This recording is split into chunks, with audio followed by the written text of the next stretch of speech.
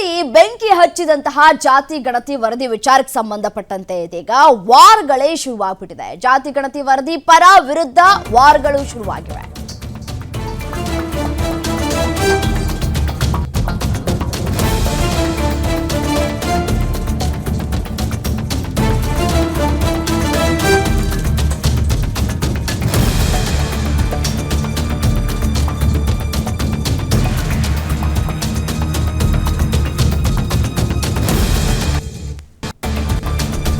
ವರದಿಯ ಅಂಕಿಅಂಶಗಳ ವಿರುದ್ಧವೇ ಅಪಸ್ವರಗಳು ಕೇಳಿಬರ್ತಾ ಇದೆ. ಸರ್ಕಾರದ ವಿರುದ್ಧ ಮುಗಿ ಬಿದ್ದಿರುವಂತಹ ವಿಪಕ್ಷಗಳು, ಪ್ರಬಲ ಸಮುದಾಯಗಳಿಂದಲೂ ಕೂಡ ತೀವ್ರ ವಿರೋಧ ವ್ಯಕ್ತವಾಗ್ತಾ ಇದೆ. ಆದರೆ ಜಾತಿ ಗಣತಿ ನಡೆದಿರೋ ಇದೇ ಮೊದಲಲ್ಲ. ಈ ಹಿಂದೆಲೂ ಕೂಡ ಸಾಕಷ್ಟು ಬಾರಿ ಜಾತಿ ಗಣತಿಯನ್ನ ಮಾಡಲಾಗಿದೆ. 1984ರಲ್ಲೂ ಕೂಡ ನಡೆದಿತ್ತು ಜಾತಿ ಸಮೀಕ್ಷೆ. ಹಾಗಾದ್ರೆ 1984ರ ಸಮೀಕ್ಷೆಯಲ್ಲಿ ಇರುವಂತಹ ಅಂಶಗಳೇನು ಅಂತ ಪ್ರಶ್ನೆಗಳು ಕೂಡ ಉದ್ಭವ ಆಗಬಹುದು. ಆದರೆ ಅದಕ್ಕೆ ನಾವು ಉತ್ತರ ಕೊಡುವಂತಹ ಕೆಲಸವನ್ನ ಮಾಡ್ತೀವಿ. ಈಗಾಗಲೇ ಜಾತಿ ಗಣತಿ ವರದಿ ವಿಚಾರಕ್ಕೆ ಸಂಬಂಧಪಟ್ಟಂತೆ ಸ್ವಪಕ್ಷದಲ್ಲೇ ಒಂದಷ್ಟು ಅಪಸ್ವರಗಳು ಕೂಡ ಕೇಳ್ಬರ್ತಾ ಇರುವಂತದ್ದು, ಅದು ಅಂಕಿ ಅಂಶಗಳ ವಿಚಾರಕ್ಕೆ ಸಂಬಂಧಪಟ್ಟಂತೆ. ಹಾಗಾದ್ರೆ ಬೆಂಕಿ ಹಚ್ಚಿದ ಜಾತಿ ಗಣತಿ ವರದಿಯಲ್ಲಿ ಏನಿದೆ? 1984ರಲ್ಲೂ ಜಾತಿ ಸಮೀಕ್ಷೆಯನ್ನ ಮಾಡಲಾಗಿತ್ತು, ರಾಜ್ಯದಲ್ಲಿ ನಡೆಸಲಾಗಿತ್ತು ಜಾತಿ ಗಣತಿಯನ್ನ. 1984ರಲ್ಲೂ ರಾಜ್ಯದಲ್ಲಿ ಸಾಮಾಜಿಕ ಶೈಕ್ಷಣಿಕ ಸಮೀಕ್ಷೆಯನ್ನ ಕೂಡ ಮಾಡಲಾಗಿರುವಂಥದ್ದು. ಇದರ ಜೊತೆಗೆ ವೆಂಕಟಸ್ವಾಮಿ ನೇತೃತ್ವದ ಆಯೋಗದಿಂದ 1984ರಲ್ಲಿ ಸಮೀಕ್ಷೆಯನ್ನ ಮಾಡಲಾಗಿತ್ತು. 1984ರ ಸಮೀಕ್ಷೆಯಲ್ಲಿ ಅತಿ ಹೆಚ್ಚು ಸಂಖ್ಯೆ ಹೊಂದಿದಂತಹ ಲಿಂಗಾಯತರು. ಆ ಸಂದರ್ಭದಲ್ಲಿ ರಾಜ್ಯದ 3.61 ಕೋಟಿ ಜನಸಂಖ್ಯೆಯಲ್ಲಿ 91% ಸಮೀಕ್ಷೆ ಇತ್ತು. 1984ರ ಸಮೀಕ್ಷೆಯಲ್ಲಿ ವೀರಶೈವ ಲಿಂಗಾಯತರಿಗೆ ಮೊದಲ ಸ್ಥಾನ ಇತ್ತು. ನಂತರ ಪರಿಶಿಷ್ಟ ಜಾತಿಗಳು ಮತ್ತು ಒಕ್ಕಲಿಗರು 2ನೇ ಸ್ಥಾನವನ್ನ ಪಡ್ಕೊಂಡಿದ್ವು. ಮುಸ್ಲಿಮರು 3ನೇ ಸ್ಥಾನದಲ್ಲಿದ್ರು. ನಂತರ ಕುರುಬರು ಮತ್ತು ಬ್ರಾಹ್ಮಣರು ಕೊನೆಯ ಸ್ಥಾನವನ್ನ ತಲುಪಿದ್ರು. 1984ರಲ್ಲಿ ವೀರಶೈವ ಲಿಂಗಾಯತ ಜನಸಂಖ್ಯೆಯಲ್ಲಿ 17% ಇತ್ತು. ಆಗಲೇ ವೀರಶೈವ ಲಿಂಗಾಯತರು ಮೊದಲ ಸ್ಥಾನದಲ್ಲಿ ಇದ್ದಂಥವ್ರು ಈಗ ಹೇಗೆ 4ರಿಂದ 5ನೇ ಸ್ಥಾನಕ್ಕೆ ಕುಸಿಯೋಕ್ ಸಾಧ್ಯ?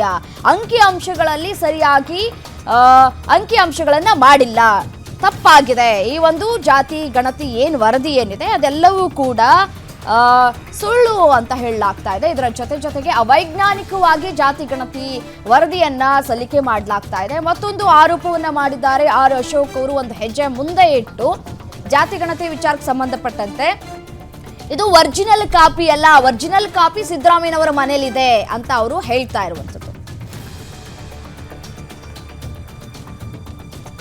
ಒಟ್ಟು ವೀರಶೈವ ಲಿಂಗಾಯತರು 61,14,466 ಇರುವಂತದ್ದು. ಅಂದ್ರೆ ವೆಂಕಟಸ್ವಾಮಿ ಆಯೋಗದ ಸಮೀಕ್ಷೆಯ ಸಂಖ್ಯೆಯನ್ನ ನೀವು ಗಮನಿಸ್ತಾ ಇದ್ರಿ.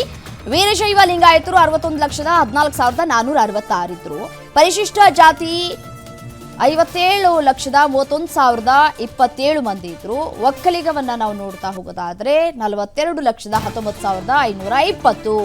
ಮುಸ್ಲಿಂ ಸಮುದಾಯ 39,63,71. ಕುರುಬ ಸಮುದಾಯ 25,01,465 ಸಂಖ್ಯೆ ಇದ್ದಂಥದ್ದು. ಆ ಸಂದರ್ಭದಲ್ಲಿ ಅಂದ್ರೆ 1984ರ ಸಮೀಕ್ಷೆ ಆಯ್ತಲ್ಲ, ಆ ಸಂದರ್ಭದಲ್ಲಿ ಇದ್ದಂತಹ ಅಂಕಿ ಅಂಶಗಳು ಈಗ ಸಡನ್ ಆಗಿ ಕುಸಿತ ಆಗೋದಕ್ಕೆ ಏನ್ ಕಾರಣ?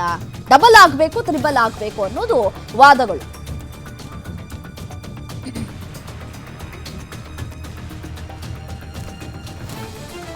ಓಕೆ, ಹಾಗಾದ್ರೆ ಈಗ 2015ರಲ್ಲಿ ಅಂದ್ರೆ ಈಗ ಪರ ವಿರೋಧ ಚರ್ಚೆ ಆಗ್ತಾ ಇದೆಯಲ್ಲ, ಆ ಜಾತಿ ಸಮೀಕ್ಷೆ ಏನ್ ಹೇಳುತ್ತೆ? ಕಾಂತರಾಜು ಮತ್ತು ಜಯಪ್ರಕಾಶ್ ಹೆಗಡೆ ಅವರ ವರದಿ, ಅದನ್ನ ನೋಡ್ತಾ ಹೋಗೋಣ. ಈ ವರದಿಯನ್ನ ಗಮನಿಸಿದಾಗ ಮುಸ್ಲಿಂ ಮತ್ತು SC ಸಂಖ್ಯೆಯಲ್ಲಿ ಗಣನೀಯ ಏರಿಕೆಯನ್ನ ಗಮನಿಸಬಹುದು. 1 to 2 ಅಂತ ಹೇಳಿದ್ರು ಕೂಡ ಅಚ್ಚರಿ ಇಲ್ಲ. ಲಿಂಗಾಯತರಲ್ಲಿ ಕೇವಲ 8.5% ಜನಸಂಖ್ಯೆ ಮಾತ್ರ ಏರಿಕೆ ಆಗಿರುತ್ತೆ. ಎಷ್ಟು ವರ್ಷದಲ್ಲಿ? ಹಾಗಾದ್ರೆ 35 ವರ್ಷದಲ್ಲಿ. 2015ರ ಸಮೀಕ್ಷೆಯಲ್ಲಿ ಜನಸಂಖ್ಯೆಗಳ ಲೆಕ್ಕಾಚಾರ ಎಲ್ಲ ಕಡೆ ಬದಲಾಗಿದೆ. ಪರಿಶಿಷ್ಟ ಜಾತಿಗಳು ಏಕಾಏಕಿ ಅತಿ ದೊಡ್ಡ ವರ್ಗವಾಗಿ ಮುನ್ನೆಲೆಗೆ ಬಂದಿದೆ. ನಾನು ಅಂಕಿಅಂಶವನ್ನು ನಿಮ್ಮ ಮುಂದೆ ತರ್ತೀನಿ. ನಾನು ವೀರಶೈವ ಲಿಂಗಾಯತರು 3ನೇ ಸ್ಥಾನವನ್ನು ಪಡ್ಕೊಂಡಿದ್ದಾರೆ ಈ ಕಾಂತರಾಜ್ ಅವರ ವರದಿಯಲ್ಲಿ.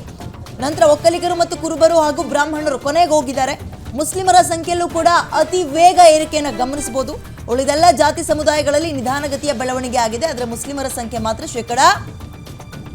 1 to 2 ಅಂತ ಹೇಳ್ಬೋದು. ರಮ್ಯ, ನೀವು ಹೇಳ್ತಾ ಇದ್ರಿ ನಂಬರ್ಸ್ಗಳು. ಎಸ್, ಯಾರು 15ರಲ್ಲಿ ಮಾಡಿರುವಂತಹ 2015 ಅಲ್ಲ 1980 ಸ್ವಾಮಿ ಆಯೋಗದ ಸಮೀಕ್ಷೆ ಏನ್ ಹೇಳ್ತಾ ಇದ್ರಿ ವೀರಶೈವ ಲಿಂಗಾಯತರು ಆಗ 61,14,466 ಅಂದ್ರೆ 61 ಲಕ್ಷ ಚಿಲ್ಲರೆ ಅನ್ಕೊಳ್ಳೋಣ. ಈಗ ಎಷ್ಟಾಗಿದೆ 66,35,233 ಅಂದಿದ್ದಾರೆ. ಅಂದ್ರೆ ಬೆರಳೆಣಿಕೆ ನಂಬರ್ಗಳು ಮಾತ್ರ ಏರಿಕೆ 35 ವರ್ಷದಲ್ಲಿ ಅಷ್ಟೇನ ನಂಬರ್ ಸೇರಿಕೆ ಆಗಿದ್ದು ವೀರಶೈವದ ಅದು ಅನುಮಾನ ಇದೆ. ಎಸ್, ಬಹಳ ಸ್ಪಷ್ಟವಾಗಿ ಕ್ಲಾರಿಟಿ ಸಿಗ್ತಾ ಇದೆ ನಂಬರ್. ಪರಿಶಿಷ್ಟ ಜಾತಿ ವೆಂಕಟಸ್ವಾಮಿ ಆಯೋಗದಲ್ಲಿ ತೋರಿಸಿದ್ದು ಕೇವಲ 57,000 ಚಿಲ್ಲರೆ. ಅದೀಗ ಎಷ್ಟು 1 ಕೋಟಿಗೂ ಜಾಸ್ತಿ, ಅಂದ್ರೆ 1 to ಡಬಲ್. ಲಿಂಗಾಯತ್ರದ್ದು ಕೇವಲ ನಂಬರ್ಸ್ ಗಳು ಮಾತ್ರ ಜಾಸ್ತಿ ಆಗಿದೆಯಾ? ಅಗೇನ್ ಮುಸ್ಲಿಂಗೆ ಹೋಗೋಣ ರಮ್ಯಾ. 39,63,000 ಚಿಲ್ಲರೆ ಏನೋ ಇದ್ದಿದ್ದು ಯಾವಾಗ ವೆಂಕಟಸ್ವಾಮಿ ಆಯೋಗ 35 ವರ್ಷದ ಹಿಂದೆ. ಬಟ್ ಈಗ 76,99,425 ಅಂತ ಇದ್ರೆ ಇಲ್ಲೂ ಕೂಡ 1 to ಡಬಲ್ ಗೇನ್ ಅಲ್ವಾ? ಇನ್ನು ಒಕ್ಕಲಿಗ ಅಂತ ತಗೊಳ್ಳೋದಾದ್ರೆ 42,19,520 ಅಂತಿದ್ದಾರೆ. ಈಗಿಂದು 61,68,652. ಅಂದ್ರೆ ಒಕ್ಕಲಿಗ ಮತ್ತು ಲಿಂಗಾಯತ ಪ್ರಬಲ ಸಮುದಾಯಗಳು ಅಂತ ಇಲ್ಲಿ ತನಕ ನಾವು ಗಮನಿಸ್ತಾ ಇದ್ವಿ ಅಲ್ವಾ? ಈ ಎರಡೂ ಪ್ರಬಲ ಸಮುದಾಯಗಳಲ್ಲಿ ಕೇವಲ ಬೆರಳೆಣಿಕೆ ನಂಬರ್ಸ್ 5ರಿಂದ 6 ಲಕ್ಷ ಅಷ್ಟೇ ಗೇನ್ ಆಗೋಕ್ ಸಾಧ್ಯನಾ? ಆಮೇಲೆ ಅದನ್ನು ಅನ್ಕೊಳ್ಳೋಣ. ಅನ್ನೋದಾದ್ರೆ ಅಷ್ಟೊಂದು ನಂಬರ್ಸ್ ಕಡಿಮೆ ಆಗೋದಕ್ಕೆ ಕನ್ವಿನ್ಸಿಂಗ್ ಡೀಟೇಲ್ಸ್ ಕೊಡಿ. ಆ ಸಮುದಾಯಕ್ಕೆ ಏನಾದ್ರು ರೋಗ ಬಂದು ಸತ್ತೋದ್ರು ಅಂತನೋ ಅಥವಾ ಯಾಕೆ ಕಡಿಮೆ ಆಯ್ತು, ಜನಸಂಖ್ಯೆ ನಿಯಂತ್ರಣವನ್ನ ಹಂಗ್ ಮಾಡ್ಬಿಟ್ರು ಲಿಂಗಾಯತರು ಮತ್ತು ಒಕ್ಕಲಿಗರು ಅಂತಲೋ ಏನಾದ್ರು ರೀಸನ್ ಕನ್ವಿನ್ಸಿಂಗ್ ಕೊಡ್ಬೇಕಲ್ವಾ? ಸಾಧ್ಯ ಆದ್ರೆ ಬೇರೆ ಬುಲೆಟಿನ್ ಅಲ್ಲಿ ಅಂಕಿಅಂಶಗಳನ್ನ ಬಹಳ ಡೀಟೇಲ್ಡ್ ಆಗಿ ನೋಡ್ತಾ ಹೋಗೋಣ. ಓಕೆ, ಸೊ ಈಗ ಕನ್ವಿನ್ಸಿಂಗ್ ಆಗ್ತಾ ಇಲ್ಲ ನಿಮ್ಮ ನಂಬರ್ಸ್ಗಳು. ಮೂಲ ದತ್ತಾಂಶ ಇಲ್ಲಿ ಅದನ್ನೇ ಕಳ್ದಾಕೊಂಡಿದ್ದೀರಲ್ಲ ನೀವುಗಳು ಅಂತ.